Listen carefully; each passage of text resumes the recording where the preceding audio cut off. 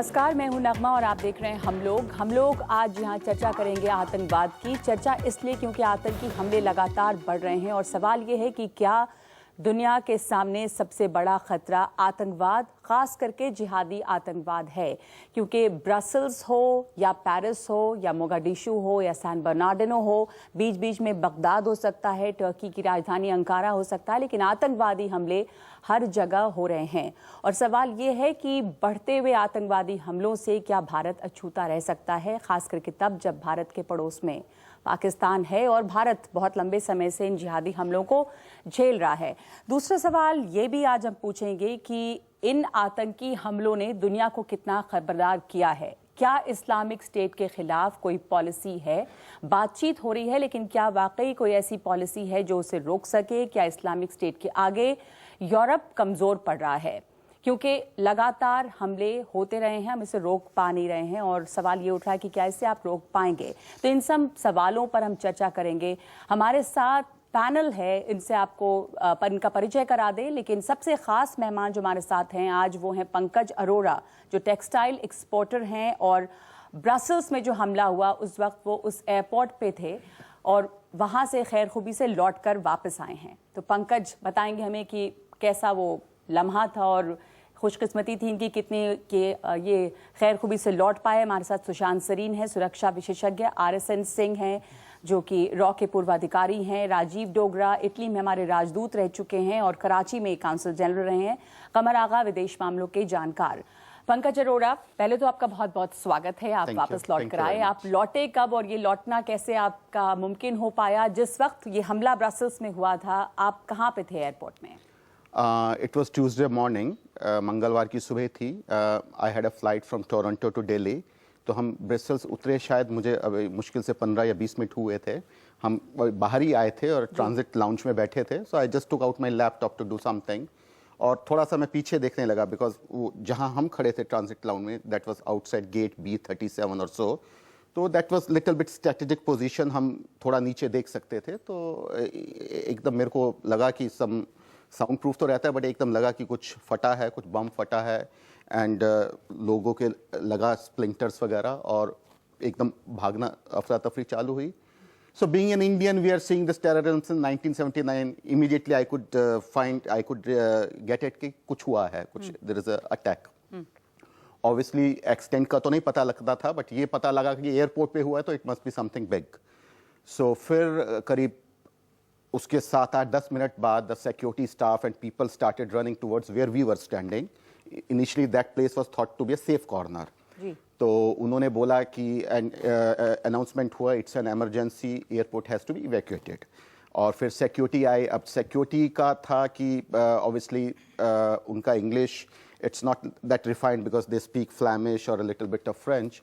और उस वक्त ज़्यादातर पैसेंजर्स इंडिया के खड़े थे और इंडियंस आपको पता है ट्रैवलिंग कम्युनिटी में ज़्यादातर पंजाबीज होते हैं और गुजरातीज होते हैं। And they were old people, most of them were old people because अपनी फैमिलीज को, बच्चों को मिलने गए थे और वापस आ रहे थे and they were sort of all alone.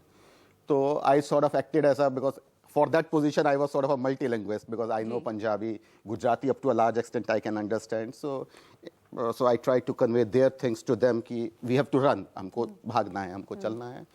Buses में हम लोगों को एक जगह लेके जाया गया जो एयरपोर्ट के अंदर ही था बट एकदम खुली जगह थी और वो later on we came to know it's a airport hangar. And then I think around 7:30 in the evening or 8 o'clock we were taken to a temporary shelter.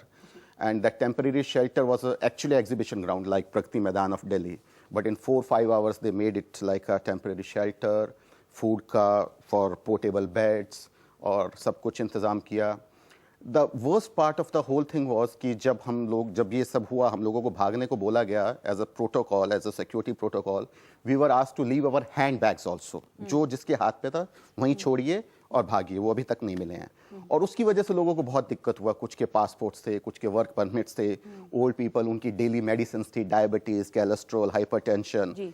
और सुबह 8 बजे का वक्त था, किसी ने ब्रेकफास्ट नहीं लिया था तो वो मेडिसिन भी नहीं ली थी। तो ये सारा हुआ। जी, आपने कहा कि आप एक हिंदुस्तानी के तौर पे आपको फौरन पता चला क्योंकि हम लोग आतंकी हमले झेलते रहे हैं लंबे समय से। मैंने ये बात शुरुआत में भी कही। सुशांत, मैं आपसे पूछना चाह रही थी कि भारतीय के तौर पे आतंकवादी हमले एक लंबे समय से हम झेल रहे हैं, दुनिया इसको अब देख रही है, पर हमारे पड़ोस में पाकिस्तान था तो ये जिस जिहादी हमले की बात हो रही है वो हम झेल रहे हैं। पर ये खतरा हमारे लिए अब और ज़्यादा बढ़ा है क्योंकि इस्लामिक स्टेट है, बगल में पाकिस्तान भी है, वो रास्ता भी आपके लिए खुला है। और रेडिकलाइजेशन की जो बात होती है, क्या वो बढ़ा है? ये जो दुनिया भर में आतंकी हमले बढ़े हैं, भारत से कितना दूर कितना पास है इस्लामिक स्टेट? देखिए, हम ये माने कि भारत एक जजीरा बन के रहेगा और ये जो तमाम दुनिया भर में जो आग फैल रही है वो भारत को नहीं छुएगी, तो मेरे ख्याल ये हमारी खुशफहमी होगी। ऐसा तो नहीं होगा। एक लिहाज से मुझे लगता है कि भारत को दोहरी मार पड़ेगी, क्योंकि एक तरफ जैसे आपने अर्ज किया कि हमारे बॉर्डर पर एक एपिसेंटर ऑफ टेररिज्म है जिसको AFPAC रीजन कहते हैं। अफगानिस्तान में किस तरीके से हालात पैदा होते हैं, पाकिस्तान का भी कोई रवैया हमारे को कोई बहुत ज़्यादा मुस्बत नज़र नहीं आ रहा, तो वो एक हमारे लिए एवर प्रेजेंट डेंजर है, वो अभी भी है। और ज़रूरत ये है कि इस्लामिक स्टेट का जो एक ग्लोबल थ्रेट है उसको हम बिल्कुल एक केंद्रित उस पर अपनी अटेंशन करके जो इमीडिएट खतरा है उसको ना भूलें, लेकिन साथ ही साथ हमारे लिए जो दूसरा खतरा है वो इस्लामिक स्टेट या जो एक इंटरनेशनल ग्लोबल जिहादिस्ट एक नैरेटिव जो है वो भी हमको भारत में उसकी भी कुछ अंगारे नजर आने शुरू हो गए हैं। अब पर हमेशा ये बात होती है कि ये जो अंगारे हैं वो सिर्फ चिंगारी जैसी है, कुछ मुट्ठी भर लोग हैं, महाराष्ट्र से कुछ लड़के गए या केरल की तरफ से कुछ गए, तो अब खुशफहमी हो सकती है। पर हम लोग अक्सर इस बात से तसल्ली अपने आप को देते हैं कि हिंदुस्तान में मुट्ठी भर लोग हैं और वो भी नाकाम। बेल्जियम में भी सिर्फ 500-700 लोग ही हैं जिनके बारे में कहा जाता है कि वो जाके इनके साथ जुड़े हैं, जबकि वो पॉपुलेशन जो मुस्लिम पॉपुलेशन ही है बेल्जियम की वो बहुत बड़ी है, लगभग 5-6% है बेल्जियम की पॉपुलेशन का। उसका एक आटे में नमक के बराबर लोग हैं जो इनके साथ जुड़े, लेकिन वो किस तरीके की हरकतें कर पाते हैं या फ्रांस में या दुनिया भर में, तो एक तो वो नंबर्स से जो तहलका मचता है या जो विध्वंसकारी उनकी एक्टिविटी होती है उससे आप अपने आप को अलग नहीं कर पाएंगे। दूसरी चीज कि हमारे समाज के अंदर ऑल्दो अभी तक एक ठहराव है, लेकिन फिर भी वो जो चिंगारी जिसकी आप बात कर रहे हैं ये हमारे को जरूर ध्यान देना होगा कि वो आग में ना भड़के। जब हम अभी बातचीत कर रहे हैं आरएसएन सिंह, तो उस वक्त एक पादरी हैं जो कि केरल से हैं और भारतीय हैं, टॉम ओडोनिल, जिनको कि इस्लामिक स्टेट ने अपने कब्जे में ले लिया है और सलीब पे लटकाने की कोशिश में है, इसलिए क्योंकि वो उनको इस्लाम का दुश्मन मानते हैं। तो ये सोच इतनी फैली है और इसमें क्योंकि ये फिजिकली रहना कहीं पे ज़रूरी नहीं है, पर इस्लामिक स्टेट या जो जिहादी सोच है वो फैली है और उसके जद में कोई भी आ सकता है। जब वाजपेयी साहब जब गए थे US विजिट पे, तो उन्होंने वहाँ जब US कांग्रेस को एड्रेस किया था, तो मुझे जहाँ तक याद है कि उन्होंने ये कहा था कि देखिए हम इसके शिकार हैं टेररिज्म के, और इसका स्वीप 360 डिग्रीज है। और उन्होंने ये बात कही थी कि आप अपनी डिस्टेंस में मत कंफर्ट लेना। उसके बाद 9/11 हो गया। जिस तरह से मैं पूरे ये जिहादी ग्लोबल जिहाद का शिफ्ट देख रहा हूँ, और बड़ी अहम बात मैं कहने जा रहा हूँ कि देखिए अभी जो ग्लोबल जिहाद का जो सेंटर ऑफ ग्रेविटी है या एपी सेंटर है वो AFPAC रीजन से शिफ्ट करके वो वेस्ट एशिया की तरफ जा रहा है, चला गया है जी। ठीक है, दोनों के अपने डायनेमिक्स हैं, एक दूसरे एक 5 स्टार जिहाद है, दूसरी एक दूसरे तरह की जिहाद थी। फर्क क्या? और सुन मेरी बात, तो दूसरे किस्म की जिहाद मतलब कौन सा? नहीं, ये जो तालिबान वाला था वो एक दूसरे तरफ की जिहाद थी। ये ऑनलाइन वाली इंडोक्ट्रिनेशन, ऑनलाइन रिक्रूट, हाँ पोस्ट मॉडर्न जिहाद जो है, हाँ एक ये है, तो एक उसके तो वो पूरा जो सेंटर ऑफ ग्रेविटी है वो उस तरफ को शिफ्ट किया है। 9/11 के बाद अमेरिका ने लीड लिया था और पूरे यूरोपियन जो एलाइज थे वो बड़े रिलक्टेंट एलाइज थे ये वॉर अगेंस्ट जिहाद या वॉर अगेंस्ट टेररिज्म में। ये जो एपी सेंटर है ISIS का, यहाँ पे उल्टा हो रहा है। यहाँ पे यूरोप अभी लीड में है और अमेरिका बहुत ही रिलक्टेंट एलाई है। लेकिन 9/11 से जो इसके रिवर्बरेशंस होंगे और जो इसके रिपरकशंस होंगे वो कहीं ज़्यादा सीवियर होने वाले हैं। आपने कहा कि अमेरिका रिलक्टेंट लाई है। सुशांत, अमेरिका इस्लामिक स्टेट के खिलाफ जो कैंपेन इस सीरिया में इसने चलाया है, क्या वो सब सिर्फ एक कोरी कवायद है, सिर्फ एक बोलने के लिए बात है, या वाकई ये सीरियस है इस्लामिक स्टेट के खिलाफ पॉलिसी कोई बनाने में? नहीं, देखिए, वो एक लिहाज से सीरियस भी हैं। और मैं आपको याद करवाऊं, जब 2014 में इस्लामिक स्टेट बिल्कुल जिस खूंखार तरीके से सामने आया था और जिस तरह की बर्बरता उन्होंने शुरू की थी, मैं एटलीस्ट व्यक्तिगत तौर पर तो ये मानता था कि यार कोई भी दुनिया में नहीं है कि इस चीज़ को रोकने के लिए। और उस समय सितंबर अक्टूबर की बात है 2014 कि अमेरिका ने पहला कदम उठाया था कि भाई अब इनको रोका जाएगा। लेकिन उसके साथ साथ हम इससे भी नज़रअंदाज नहीं कर सकते अपने आप को कि उस आग को भड़काने में अमेरिका ने भी अपना हिस्सा डाला। सीरिया को डिस्टेबलाइज करने के लिए जिस तरीके की जिहादी तंजीमों को अमेरिका ने और यूरोपीय मुल्कों ने असला दिया, उनको हथियार दिए, और वही जो आज इनफैक्ट कल एक रिपोर्ट थी कि जिन लोगों को पेंटागन ने अमेरिकी असला दिया था और जिन लोगों को CIA ने अमेरिकी असला दिया था, वो आपस में टकराव कर रहे हैं। तो इस तरीके की एक रिडिकुलस सी सिचुएशन पैदा की गई, ये बिना समझे कि आप इस चीज को किसी एक को हथियार देकर, किसी एक का प्रोत्साहन कर कर उसी फलसफे को आप बढ़ावा देते हैं, उसको खत्म नहीं करते। और उस फलसफे को खत्म करना ज्यादा अनजाने में हुआ, ये जानबूझकर अमेरिका को पता होगा कि ऐसा होगा, और रूस और अमेरिका वहां पे टकराव में रहे सीरिया में भी। एक बात मैं राजीव डोगरा साहब को शामिल करना चाहती हूँ। आपने कहा कि एपिसेंटर शिफ्ट किया है, अभी यूरोप को हम देख रहे हैं कि एपिसेंटर है, लगातार आतंकी हमले यूरोप पे हो रहे हैं, अमेरिका पे कम। पर उसके लिए उसके ज्योग्राफिकल फैक्टर्स जो हैं राजीव डोगरा साहब, वो कितने ज्यादा जिम्मेदार हैं? क्योंकि यहाँ पे जैसे ब्रसल्स है, आप वहां से इंग्लैंड चले जाएं कि जर्मनी चले जाएं, ओपन बॉर्डर, शेंगन वीजा, आजादी बहुत है, और अमेरिका उस तरह से एक आइसोलेटेड है।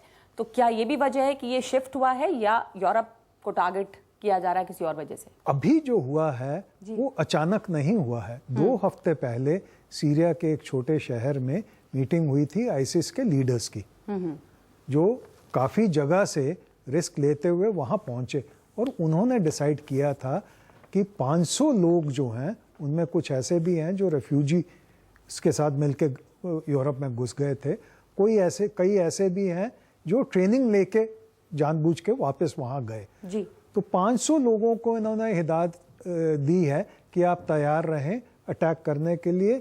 4 डिफरेंट कंट्रीज हैं, इटली उसमें शामिल है, फ्रांस शामिल है, बेल्जियम शामिल है, और इंग्लैंड भी है। इंग्लैंड वो सोचते हैं मुश्किल टारगेट करना है, पर कोई भी इन चारों में से या और यूरोपियन कंट्रीज में से टारगेट करना आईसिस के लिए मुश्किल नहीं है, क्योंकि इनके एलिमेंट्स हैं हर जगह। जी। तो मेन चीज ये है कि जैसे हमने झेला है पिछले 30 साल से, यूरोप अनफॉर्चुनेटली वही चीज झेल रहा है because of state sponsored terrorism. ISIS एक स्टेट सी बन गई है, फॉर्मल स्टेट ना हो पर स्टेट का आकार है। उनके पास फाइनेंसेस हैं, उनके पास वेपन्स हैं, उनके पास मैन पावर है, और उनके पास मीडिया कंट्रोल है, जो मॉडर्न मीडिया मेथड्स है। और इसमें और डेंजर है, जैसे अमेरिका पाकिस्तान को हेल्प करता रहा था आर्म्स वगैरह दे के और बाकी मदद से, जिससे उनको और भी टेरर को सोफिस्टिकेट करने के लिए कैपेबिलिटीज हुई। इसी तरह टर्की ने हेल्प की है आईसिस की, उनका पेट्रोल बेच के, उनको और तरह से फैसिलिटेशन करके। अब जरा सा शर्म कर रहे हैं वो, पर उन्होंने बहुत ज्यादा मदद की। इसी तरह जैसे हिंट किया गया था, सऊदी अरेबिया और अमेरिका ने भी डायरेक्टली इनडायरेक्टली मदद की है। तो अब जो है उसका रिजल्ट हो रहा है जो आज हम देख रहे हैं। अमेरिका जितना दूर मर्जी हो और इंडिया थोड़ा सा बचा हो आईसिस से या किसी और से, पर टेरर किसी को छोड़ता नहीं है। यूरोप को ये निशाना क्यों बना रहे हैं और भारत को क्यों नहीं निशाना बना सकते? एक तो यूरोप बहुत करीब है उनसे, सीरिया से बहुत दूर नहीं है, और फिर दूसरी बात ये जितने भी लोग हैं वहाँ पे नॉर्थ अफ्रीका या सब सहारन अफ्रीका से आए हुए हैं, और यहाँ तकरीबन 100 साल से रह रहे हैं। इनकी फैमिलीज, इनके लोग कुछ अभी भी आए माइग्रेट करके। और दूसरी बात ये है कि ये लोग लोकल ज़बान बोलते हैं, वहाँ रहते हैं, और वहीं से गए थे और ट्रेनिंग लेके वापस आए हैं। कई हज़ार गए थे, उसमें से कई 100 वापस आ गए हैं। फिर यूरोपियन सोसाइटी बहुत ओपन सोसाइटी है, ख़ासतौर से अभी जो एम्बेसडर साहब ने बताया कि इन जगहों पे करना बड़ा आसान है, ओपन है, और इन्हीं ने कभी इस तरह की सिचुएशन को भी नहीं डील किया था और उसका पूरा ये लोग फ़ायदा भी उठा रहे हैं। कई चीज़ें हैं। नगमा, एक चीज़ और मैं ये कहना चाहूँगा कि देखिए, ये महज जो इस वक्त पॉलिसी है वेस्टर्न कंट्रीज़ की कि हम, या रशिया की या सब की है लोगों की, कि हम बॉम्बिंग करके इनको ख़त्म कर देंगे, तो उससे ये नहीं होगा। ख़त्म करने के लिए इनको, जब तक कि मैं बहुत दिनों से ये बात कह रहा हूँ कि जो देश इनको सपोर्ट कर रहे हैं, ख़ासतौर से पाकिस्तान है या टर्की है या हमारे गल्फ़ के बहुत से देश हैं, पर्शियन गल्फ़ के देश हैं, जब तक इनके ऊपर रोक नहीं लगेगी, इसीलिए इनको, ये लोग, ये जितनी भी आतंकवादी संगठन बने हैं, ये किसी न किसी देश की मदद से बने हैं, कोई भी खुद से नहीं बना है। अलकायदा से की स्प्लिट के बाद आईएसएस बना। आईएसएस को इसलिए बनाया गया था कि वो इराक और सीरिया से, उनकी लड़ाई इसी बात पे हुई थी कि आप यूरोप के ऊपर, अलकायदा बहुत कंसंट्रेट करता है, अमेरिका से लड़ाई लड़ रहा है। इस ग्रुप का कहना ये था कि हम इराक और सीरिया को अगर लिबरेट कर लेते हैं, वहाँ पे जिस तरह की हुकूमत है उसके खिलाफ अगर हम यहाँ पे बना लेते हैं तो हमारी इस्लामिक स्टेट बनेगी। और इनका कोई प्रोग्राम यूरोप जाने का नहीं था, लेकिन क्योंकि इनके ऊपर रशियन बॉम्बिंग ने एक सिचुएशन बदल दी। सीरिया में जिस तरीके से बॉम्बिंग हुई, कई शहर खाली हुए, फिर अमेरिकन ने इराकी आर्मी के साथ इनके साथ रम दी और कई जगहों पे वहाँ पे शहर खाली करा लिए, तो इनके ऊपर अब बहुत प्रेशर है। उस प्रेशर को ये रोकने के लिए इनका रहना वहाँ पे मुश्किल हो रहा है, तो ये शिफ्ट कर रहे हैं यूरोप, जो कि इनको आसान लगता है, टारगेट, सॉफ्ट टारगेट नज़र आ रहा है, ये वहाँ पे जा रहे हैं। दूसरी बात ये कि पॉलिसीज़ में जब तक चेंज नहीं आएगा, बॉम्बिंग के साथ साथ पॉलिटिकल इनिशिएटिव की ज़रूरत है। पॉलिटिकल इनिशिएटिव से मेरा मतलब ये नहीं कि इनसे बातचीत की जाए, इसलिए कि इनको रिफॉर्म नहीं किया जा सकता। इनसे आप कितनी बात, अफगानिस्तान में तालिबान से कितनी कोशिश हो रही है, ये कोई मोनोलिथिक ग्रुप तो है नहीं। जब जब कोशिश होती है हमले बढ़ जाते हैं, होगा तो फिर दोबारा मोनोलिथिक ग्रुप नहीं है, इतने लोग हैं, 4-5 इंडिविजुअल, जो जी चाहे अपने को आईएस बन जाता है। तो इस वजह से इनसे नहीं, बल्कि वहाँ की जो गवर्नमेंट्स हैं उनके खिलाफ, देखिए पहले उन लोगों में बहुत आक्रोश है। ज़्यादातर हुकूमतें पाकिस्तान से मोरक्को तक फेल हो रही हैं बहुत सी इसमें, और ज़्यादातर यहाँ पे हुकूमतें जो हैं वो तानाशाह हैं, कुछ इस्लाम के नाम पे रूल कर रही हैं, कुछ सेकुलर वहाँ पे रूलर हैं। तो जब आप लोग वहाँ की चेंज, मैं ये कह रहा था कि लोग वहाँ पे चेंज चाहते हैं हुकूमत में, कि कुछ तो चेंज आए, कुछ तो उनको फ्रीडम मिले, आज़ादी मिले, नौकरियाँ मिले, जॉब मिले, रिच स्टेट्स हैं, लोग गरीब हैं। कह रहे हैं कि जो वहाँ के लोग हैं, चाहे हम फ्रांस की बात करें या हम बेल्जियम की बात करें, हमले जो कर रहे हैं लड़के, वो वहीं के नेशनल्स हैं, इसलिए उनको पकड़ना भी मुश्किल होता है। कोई फ्रेंच है, कोई, मतलब सब यूरोपियन है, और वहाँ से वो निकलते हैं, वही की ज़बान बोलते हैं, हमले करते हैं। और ये शायद 3rd जनरेशन होगी जो लोग आके बसे हैं मोरक्को और अल्जीरिया और तमाम मुल्कों से। तो मैं ये समझना चाहती हूँ कि ये जो जनरेशन है, इनके दादा परदादा, नाना, इन लोगों ने तो हमले नहीं किए, तो इनमें क्या इतना बड़ा है फासला समाज में कि ये हमले कर रहे हैं? ये क्यों हथियार उठा रहे हैं? उन लोगों जो आके बसे थे वो एलियनेटेड नहीं हुए, ये क्यों? आप कुछ कहना चाहिए? मैं ये कह रहा था, वो लोग जिस समय आए थे वहाँ पे टेक्सटाइल इंडस्ट्रीज में काम करने के लिए, फ्रांस और इस पूरे एरिया में टेक्सटाइल इंडस्ट्रीज थी, उसमें ये लोग काम करते थे, वहाँ के लिए लाए गए थे और ये वहाँ पे रहते थे, ये मजदूर थे। तीसरी जनरेशन आ गई, अभी भी ये मजदूर है, तरक्की नहीं हुई है इनमें, तरक्की नहीं हुई। दूसरी बात ये कि यूरोप के हिसाब से, मतलब उन कंट्रीज के हिसाब से ये गरीब हैं, एजुकेशन इनको मिली नहीं। फिर उसके बाद जिस तरह की रिलीजियस आइडियोलॉजी इनको मिली, वो भी एंटी डेवलपमेंट है, वो भी बात करती है कि मॉडर्न एजुकेशन ठीक नहीं है। ज्यादातर ड्रॉप आउट्स हैं, ये सारे लड़के जो इन्वॉल्व थे ये सब पेटी क्रिमिनल्स थे, और बाद में इनका पेटी क्रिमिनल्स थे, क्राइम, चाहे वो चोरी हो, गाड़ी चुराना हो, इस तरह के इसमें थे। सुशांत सरीन, आपको क्या लगता है ये फासला, एलियनेशन जो है वो बढ़ा है? जब मजदूरी करते थे, अभी भी मजदूरी कर रहे हैं, असिमिलेट नहीं हुए इकोनॉमिकली भी सोसाइटी में, क्या ये देखिए थोड़ा कॉम्प्लिकेटेड मामला है। अब इसके सिर्फ ये नहीं है कि एसिमिलेट नहीं हुए, ये आपकी बात बिल्कुल ठीक है, सारे के सारे इनका कोई ना कोई क्रिमिनल बैकग्राउंड रहा है। और कुछ लोगों ने तो अब ये कहा है कि ये इस्लामिक रेडिकलाइजेशन नहीं है, ये रेडिकलाइजेशन ऑफ इस्लामिस्ट है। इनफैक्ट ऑल्टरनेटिवली ये रेडिकलाइजेशन ऑफ इस्लामिस्ट नहीं है, ये दूसरी तरीके की रेडिकलाइजेशन है। और इसका ये एक मवाद था जिसको बड़ा इजीली एक्सप्लॉइट किया जा सकता था।